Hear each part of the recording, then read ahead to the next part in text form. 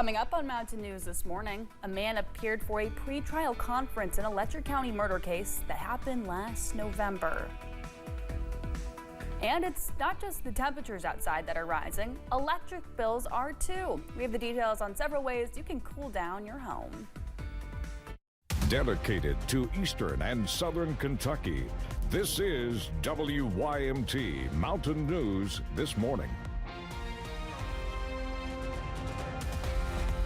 Good morning. I'm Amelia Lee here with you on this Thursday, June 26th. It's 5:32 this morning. And Megan, we have been talking about how hot it is. I mean, it's just absolutely disgusting. Yeah. And you said, oh, it's 70 right now. Doesn't feel like it. Yeah, no, it's terrible. Those feels like temperatures this morning are even warmer. It's just a bad start to your day. But the good news, if there is any, is while we are still going to see the 90s, it's a little bit colder than yesterday. So we're making it there eventually. Here's a look at those current temperatures sitting in the 70s again. It's a hot start to your day, kind of muggy. And then those forecast highs are in the 90s for the day. But again, low to mid 90s. So we're making progress there. We're going to see the 80s as we're heading into this weekend. There's the best news of it all. Satellite and radar is, for the most part, nice and clear, just seeing some clouds rolling in and out of the area. We do have some storm chances as we head into the afternoon and evening hours that do have chances for hail and fast wind speed. So that's what we're keeping on your radar for today, other than those very hot temperatures. Day planner has mostly sunny to partly cloudy skies for the morning half, and then we're looking at the cloud cover increasing with those storm chances. All in all, it's just going to be a warm day. Amelia. Thanks, Megan. The London Police Department has now made a second arrest in an assault outside the London Walmart earlier this month. WYMT's Caroline Mueller breaks down what led to this investigation and the message officers have for the public. On June 23rd, London police arrested 19-year-old Dennis Johnson III, the second person charged in an assault that took place in this Walmart parking lot. Officer Hobie Daugherty says the investigation did not start with a 911 call. We had no calls about the original incidents, no calls for service saying that there was a fight in Walmart or anything like that. So we didn't really know anything about it until it was posted on social media. And then once we were made aware of it, we immediately began an investigation. The first arrest happened days earlier. A minor was taken into custody and charged with strangulation and assault. Johnson faces a fourth-degree assault charge. Police say both charges were based on what was seen in the video. It really comes down to the laws. You know, what does each statute actually cover when we're talking about these charges and the elements of that crime. Police say they have heard the questions. Why did no one who recorded or stood by face charges? The answer, while officers may find it distasteful, recording a public incident is not illegal. But they say instead of pulling out a phone to video, people should call for help. Do the right thing. Call the police and don't let somebody get hurt, you know, because these types of incidents can go from bad to worse very quickly. Officer Daugherty says the victim's name has not been released and the case is still open, citing safety as their top priority. In London, Caroline Mueller, WYMT Mountain News. Johnson was released from the Laurel County Correctional Center on a $1,000 bond yesterday morning. It's not clear if the minor has been released from the Breathitt County Regional Juvenile Detention Center. In Lawrence County, people are asking for help finding an SUV they say was stolen. If you look at your screen, you can see a picture of it now. Deputies with the Sheriff's Office say this Toyota RAV4 was taken yesterday morning from a home on 3rd Street in Louisa. Police say the license plate is from Kentucky with the number 656 LVD. Deputies say if you know anything, you can contact them at 606-638-4368. In Lewis County, a man charged in a child's death while riding an ATV was arraigned. Adam Thacker entered a not guilty plea to 3 charges, including vehicular homicide while driving under the influence. KSP says the crash happened last weekend in Vanceburg. Troopers say the ATV overturned while Thacker was rounding a curve. A child riding with him was taken to the hospital where they died from their injuries. Thacker's preliminary hearing is scheduled for July 1st.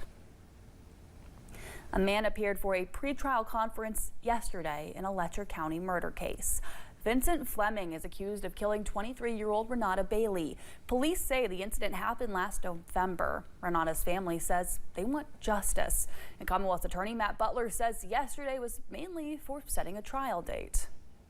What the Commonwealth is doing is making sure that everything is in, that all the evidence is collected and tested and given to the defendants so they have a fair opportunity to look at everything. Without getting the details of what the evidence is in this case, we are still waiting on some things to come in.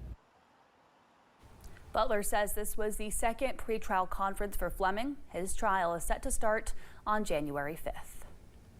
Hundreds of workers in Campbell County, Tennessee will be out of a job by the end of the year. A notice filed to the state's Department of Labor and Workforce Development says DeRoyal Industries will permanently close its Lafayette plant on December 31st. 153 workers will be impacted. DeRoyal Industries manufactures healthcare products and custom procedure trays. Their Campbell County facility has been open since 2004. Many new laws passed by the legislature this past session will take effect Friday. Yesterday, Kentucky Senate leadership talked about some of them during an event in the chamber that they'll use while renovations take place in the Capitol. Senate President Robert Stivers and others highlighted lower taxes, new protections for families, and less red tape for teachers in classrooms. On college campuses, diversity, equity, and inclusion is no longer allowed. House Bill 4 restores balance by ensuring all students and faculty are evaluated by ability and character, not identity checkboxes. Unless a special session is called, Kentucky lawmakers will begin the next session January 6th. Transportation cabinet officials say an electric vehicle fast charging station is now open at an Eastern Kentucky convenience store. Folks who have an electric vehicle can go to the Apple Market in Hazard to charge those vehicles. The site is located at 1079 Morton Boulevard and has 2 units capable of charging 4 vehicles. This site was approved last year and was awarded nearly $584,000 through the state's EV charging program. Well, it's not just the temperatures outside that are rising. Electric bills are too. Air conditioners are working overtime, and that has Kentucky utilities asking customers to help conserve energy any way they can. There are several ways to cool down your home that are completely free of charge. Debbie Pennell of Appalachian Power shares some tips and tricks to keep the temperature inside your home and even your bills low. We recommend that you cover your windows during the day to keep the sunlight out of the house, keep it from warming up your home. Also, any of your heat-producing appliances like your ovens, your dishwashers, clothes dryers, avoid using them midday. Other small tips involve circulating fans throughout your home, cracking windows when possible, and turning off devices when they're not in use. Debbie also says it's important to get your HVAC system checked at least once a year and replace filters regularly so it can work efficiently.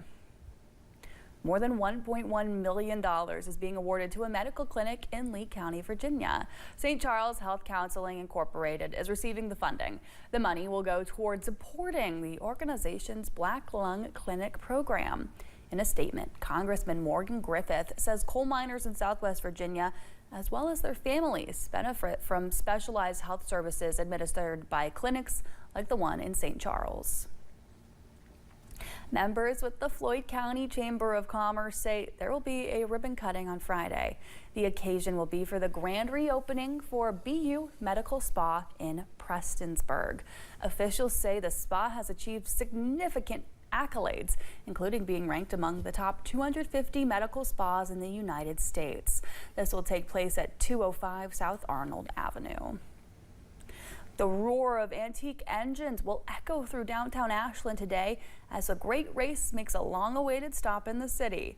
But while the event promises fun for car enthusiasts, it also brings traffic impacts drivers will want to plan around.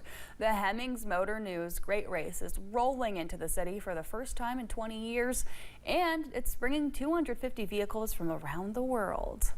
I think everybody will love seeing it. I know my kids are going to love seeing it. So, I mean, it's just a good thing for the family. It's a good thing for car enthusiasts or history buffs that want to just come down and see it, or somebody who just wants to come and enjoy Ashland.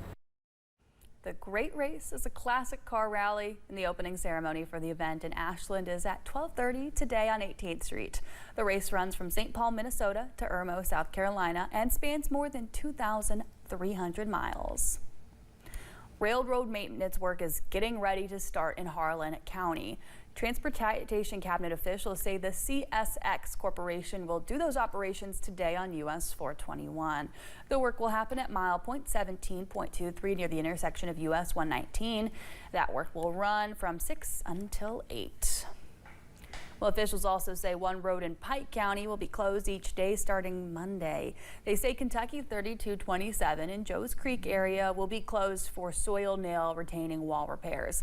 They say the work will be at mile .7.05 and will happen every day from 7 until 5. It's expected to last about 2 weeks.